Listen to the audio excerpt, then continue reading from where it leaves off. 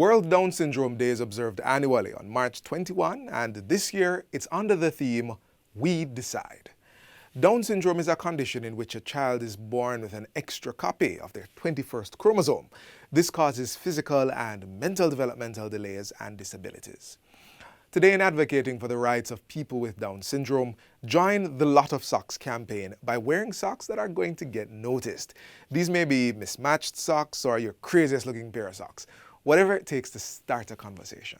You can also take a pic of your socks and post it on social media with the quote, #LotsOfSocks. Welcome to Jamaica Magazine. I'm Theodore Henry. Stay tuned. Agriculture and fisheries is big business. Get formalized this year. Be among 100 farmers and fisheries producers who will benefit from a developmental project funded by the International Labour Organization and implemented by the Government of Jamaica. Whether you're male or female, we want to help you. Young farmers, there's a special place for you too. Apply at any RADA or JBDC office island-wide and jbdc.net. Deadline March 22. Agriculture and fisheries is big business. Today on Get the Facts, we joined the Director of Licensing and Registration at the Betting, Gaming and Lotteries Commission to take a look into their operations and, more specifically, licensing renewal activities.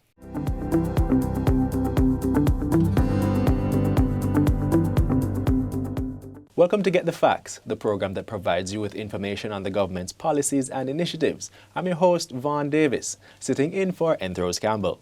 Today we'll be talking about the Betting, Gaming and Lotteries Commission, the BGLC, and their annual gaming license renewal activities. We have with us in studio Mr. Maurice Thompson, Director of Licensing and Registration at the Commission. Mr. Thompson, welcome to the show. Thank you so much for joining us. Thank you, Vaughn, and I'm really happy to be here this afternoon. For the benefit of those who may not be so familiar, let's start by talking a little bit about the BGLC's mandate and its mission. All right, so the BGLC has three primary mandates. I'd like to put them in order. One is to protect the customers' interests, and the customers are the persons who participate in all gambling activities. Two is to ensure that the gambling market is developed in a structured and disciplined manner.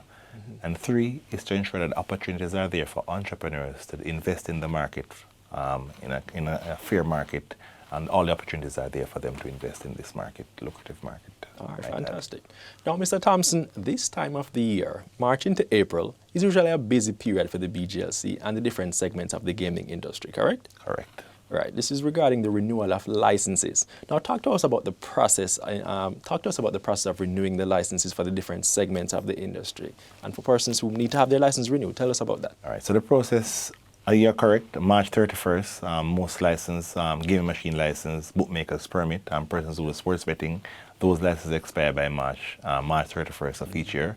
Persons need to renew their license on or before March 31st for getting themselves eligible for the next period. Persons would have already had a license, so they are instructed, directed to go to the Commission's website, get the forms, complete the application forms, which they would have already been familiar with previously. Because of the COVID restrictions this year, a number of new opportunities are coming where persons don't have to, that face-to-face interaction has been reduced. So persons can pay, after paying the TJ, Tax Office Jamaica portion of the fees, they can either pay the Commission's portion through the Commission's bank account, or for the first time in our history, pay at any Bill Express outlet. Get those two copies with the complete application. They can either use a drop box to drop the application off, or they can use a courier to send in the application. All right, so you went through a couple of things there. I would like us to slow down a little bit and talk about the different documents that you'll need and the different fees and so on that you have to pay. So let's go slowly and just talk about the individual things that they'll have to do as well. So the primary license application is to be the gaming machine operators. That represents not the most lucrative, but in terms of numbers, our biggest demographic. Persons, first must be directed to the website where the application must be filled out. After filling out the applications, the fees are paid in two portions. One, TAJ, Tax Administration of Jamaica, and the BGLC. The TAJ fee can only be paid at any TAJ offices. However, the BGLC fee, which previously you had to come to the Commission to pay or pay through the Commission's account at Scotiabank, can now be paid at any Bill Express location island-wide. Having had paid those fees with your completed form, you put those together. You can either drop it at the commission where a Dropbox facility is in place for licensee, or you can send in those documentation through a courier and your applications will be processed. So are there special requirements or criteria that persons have to meet before making applications for licensing, and what kind of, and the related fees and so on? Are there particular requirements of individuals, operators, and that kind of thing? Speak to that for me, please. All right, so for new persons entering the market, you have never entered before, there's a particular requirement. Persons must be fit and proper. So the prerequisite to enter the gaming market as a vendor or a licensee, you must pass a fit and proper. So if you haven't done a fit and proper, we won't be able to process your license. So that represents the first step in terms of getting into the gaming business. Having done your fit and proper and gotten a license, that renewal process now involves just completing the forms, paying the requisite fees, and submitting those forms and fees to the commission for renewal. All right, so talk to me a little bit about that fit and proper for persons might be curious, because it does indeed sound very intriguing. What does that entail? So the fit and proper exercise speaks to the commission looking into your background as it relates to your criminal background. A police record is needed. Your financial background. What's important for us at the commission is that the funds that you're using, your source of funds to get into the industry. For example, you want to buy some gaming machines. We're interested to know where were the source of funds to acquire these machines. So the commission will investigate where you get their funds from. It also speaks to your character. So we'll also do personal interviews with persons that you have worked with or lived nearby. Our law, the Betting Game Lotteries Act, doesn't allow us to grant you a license if you fail this process. All persons who enter the market must first pass that fit and proper test. Indeed, well said. Now, let's take a quick break and come back for more on these crucial activities that underpin the operations of the betting and gaming industry. Stay with us.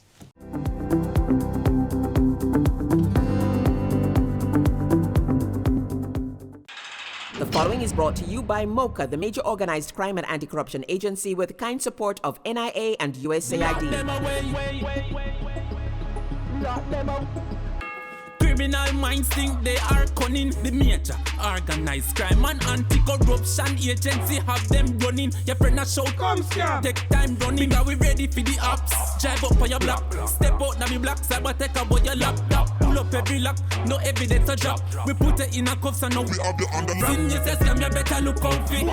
When you move corrupt, better look out fit. They say you get wet, look out fit. Look out fit, look out fit. From you say scam, you better look out fit. When you move corrupt, better look out fit. They say you get wet, look out fit. Look out fit, look out fit. The proceeding was brought to you by MOCA, the major organized crime and anti-corruption agency with the kind support of NIA and USAID. MOCA, MOCA.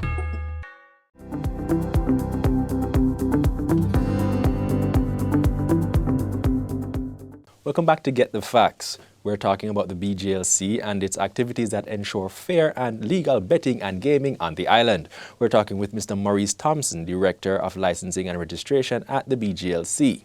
Welcome back, Mr. Thompson. All right.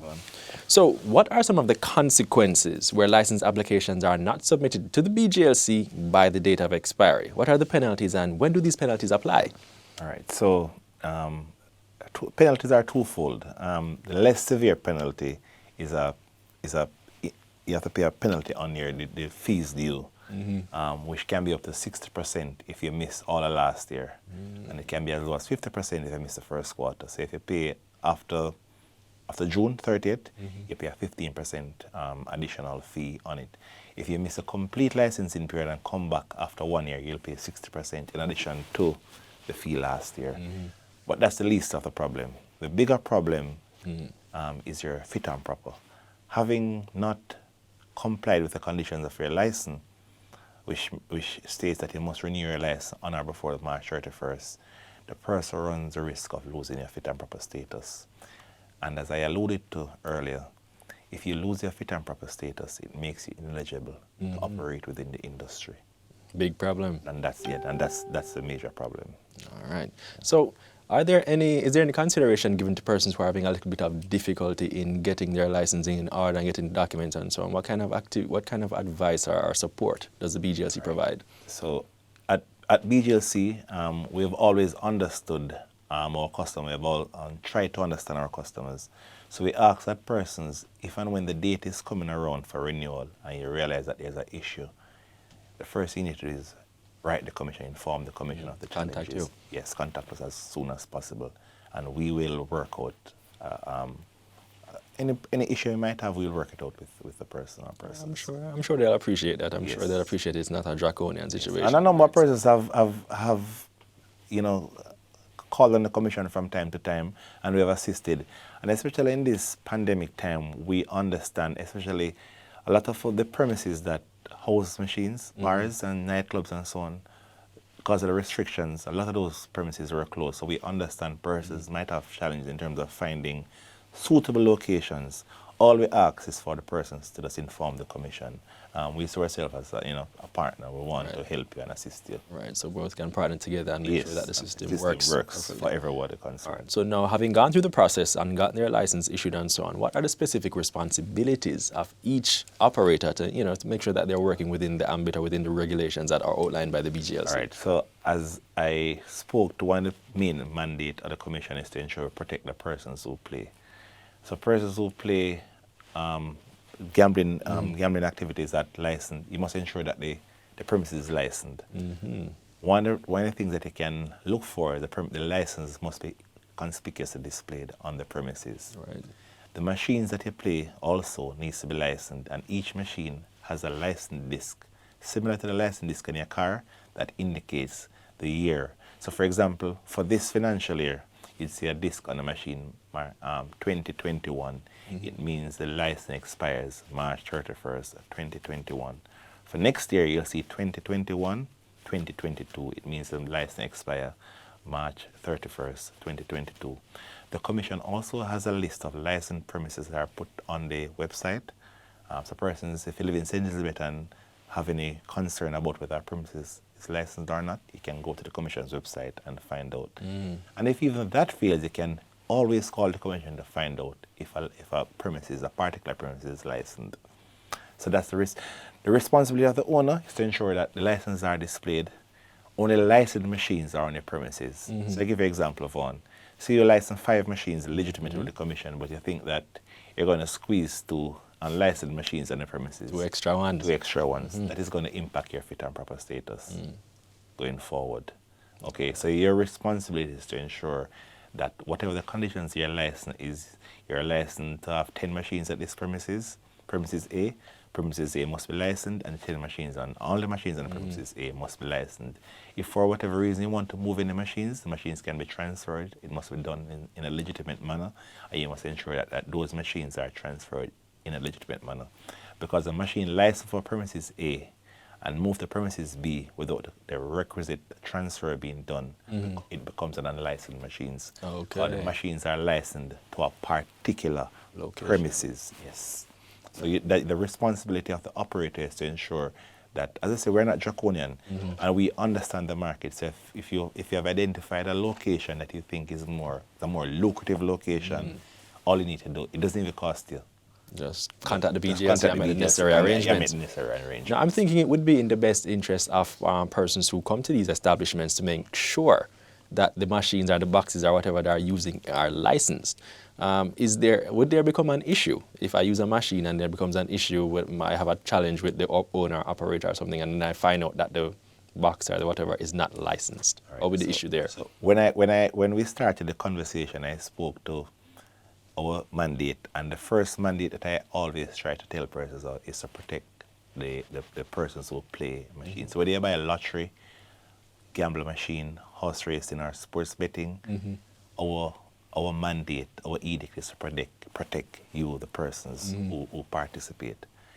If you go to a premises that is not licensed, and if you play machines that is not licensed, we can't protect you. I think that speaks for itself. Okay, so I think that is clear for everybody. So if you want the protection from the BGLC, you participate in gambling activities at premises that are licensed by the BGLC. We can't help you if you gamble outside of the premises that are not licensed by us. All right. So on a related matter now, how does BGLC ensure that persons are complying with the regulations and the license and the terms of their license? Okay, so we have a compliance department, and subsequent to the license being issued to persons, the compliance team goes out into the market, one, to ensure that the licenses are displayed in a conspicuous position within the location, and two, that the number of machines that are licensed for particular locations matches the number of machines that are actually there, and that the discs are on the machine. Because what I find, Vaughn, is sometimes persons with licensed machines, we give them the disc, they take the disc, and before they reach home, so you're in Westmoreland, you pick up your disc in Kingston, and before you reach on the disc, you leave the disc in your car, and for months after. That's also a breach of the conditions. So the Commission's compliance team ensure that the disc that all the discs are placed on the machines, because the disc is what the consumer, that's the only thing the consumer can use to know if this machine that I'm playing has been licensed by the operator. All right. So to switch tack a little bit, let's talk a little bit about some of the BGLC's corporate social responsibility activities. Talk to me about the different ways in which the BGLC helps to give a hand and lend a helping hand to members of the community. All right, so our two major outreach programs is the scholarship opportunities that we provide to Jamaicans, tertiary level students. I think since 2014, we have done over 1,000 students in this education program. And the other program is the Rise Life, the addiction alert. The Commission considers, we regulate gambling, but we want gambling to be done in a responsible manner, meaning adults who gamble should not do it, risk their savings, their livelihood, their families, and nobody, person under 18 should gamble. So we are the 100% sole financier for Rise Life Jamaica, where we provide in that addiction tip helpline support for persons. So we have programs within gambling operator organizations that we provide training for the persons who work in gambling establishment, for them to identify persons who they might think might have a problem. And there are programs where persons can withdraw themselves voluntarily from programs, because it's not about the taxes, the fees, and the money alone. We understand we have a bigger purpose, and as we say, gambling must be done in a responsible manner, and that is what we promote: responsible gaming at all times. All right, so Mr. Thompson, for persons who may want to get more information about the licensing process and the related documents and so on, where can they go to get more information? As it relates to the licensing documents, persons can get all license-related documents at www.licensing@bglc.gov.jm. In terms of the wider BGLC programs and so on, they can go to www.bglc.gov.jm. All right, fantastic. Well, gaming operators and owners, over to you. The ball is now in your court to do the necessary things to ensure that your machines are licensed when the current licensing period expires and the new one begins. All right. Now, that's where we're going to end today's conversation. I'm sure we've left many persons much more edified about the role that the BGLC plays in wider society and the different ways in which they impact our gaming industry. This has been Get the Facts. Our guest today was Director of Licensing and Registration at the Betting, Gaming and Lotteries Commission, Mr. Maurice Thompson. For more information on the BGLC's licensing requirements, visit their website at bglc.gov.jm. Until next time, I am Vaughn Davis. Thanks for watching, and please take care.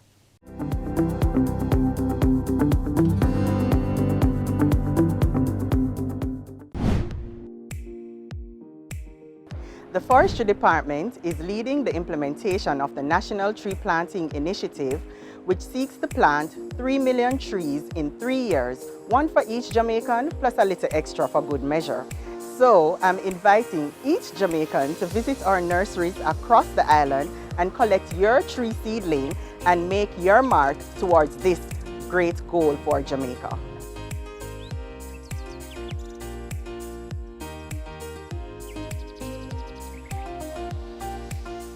Now, an in-depth look into the Science, Energy and Technology Ministry's financial plans for the 2021-2022 fiscal year.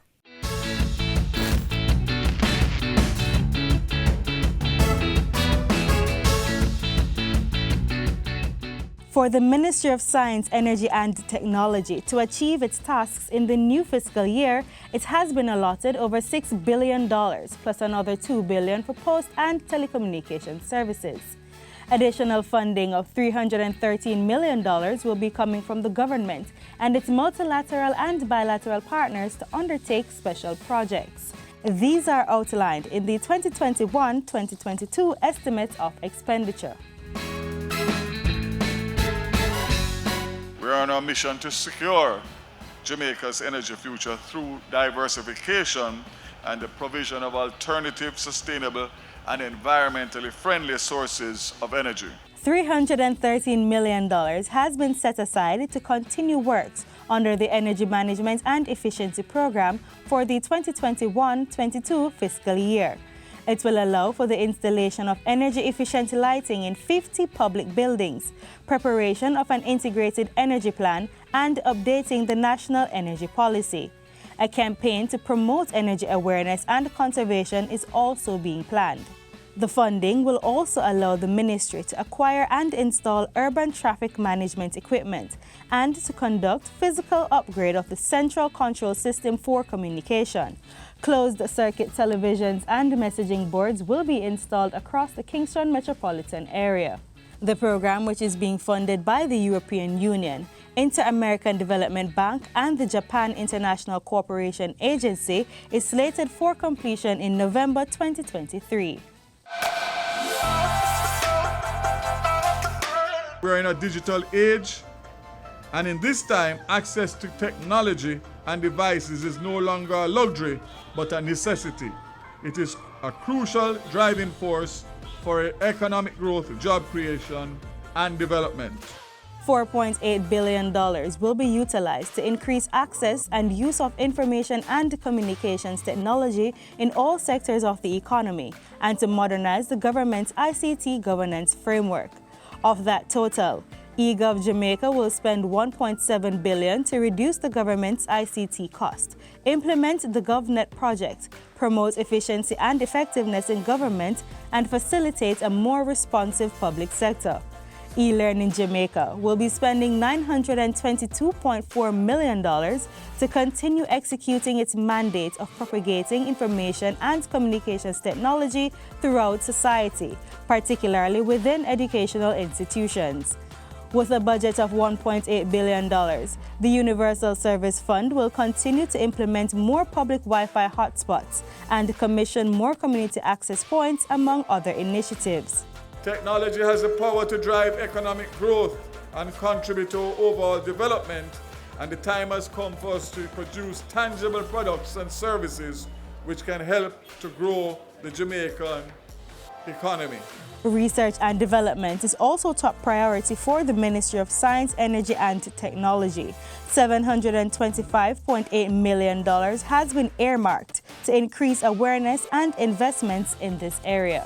The Scientific Research Council and the International Center for Environment and Nuclear Science are set to benefit from this funding. The Ministry of Science, Energy and Technology en route to building back stronger together in the 2021-22 fiscal year.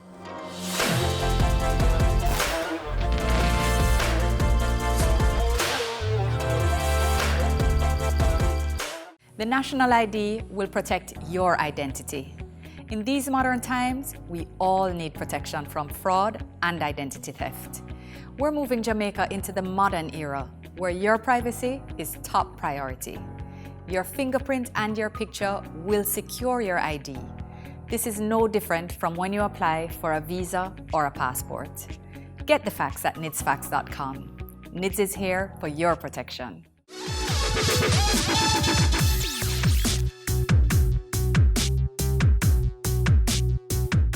There are times when people with disabilities feel unaccepted by society because they're different. I'm here today to tell you to love yourself. Don't listen to the negatives. You're unique. And that is truly a gift, to be distinctive and exceptional. Use that gift to show others that you can excel at the positive feats you set your mind to. Being otherwise able is not the end of the world, so we all need to play our part in making persons from that community feel included.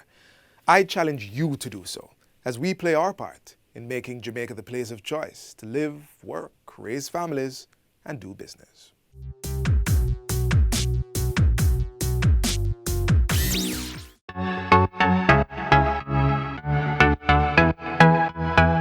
The numbers keep climbing, and yet some of you are still complaining about curfew times.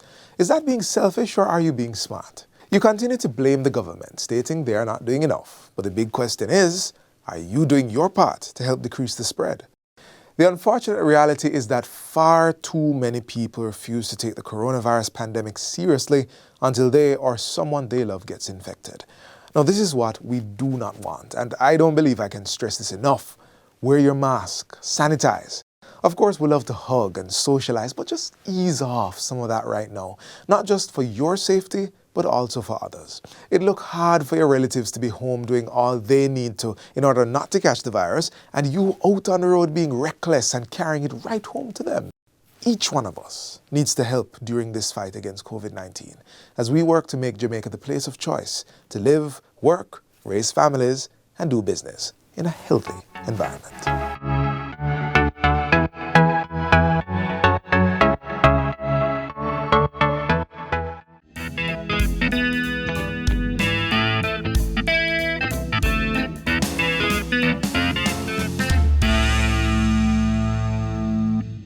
This is where the magazine ends for today, but if you would like to see more content like this, then visit our YouTube page. We also have all the latest news and updates on our social media pages and our website, jis.gov.jm. On behalf of the entire production crew, I'm Theodore Henry. Thanks for watching.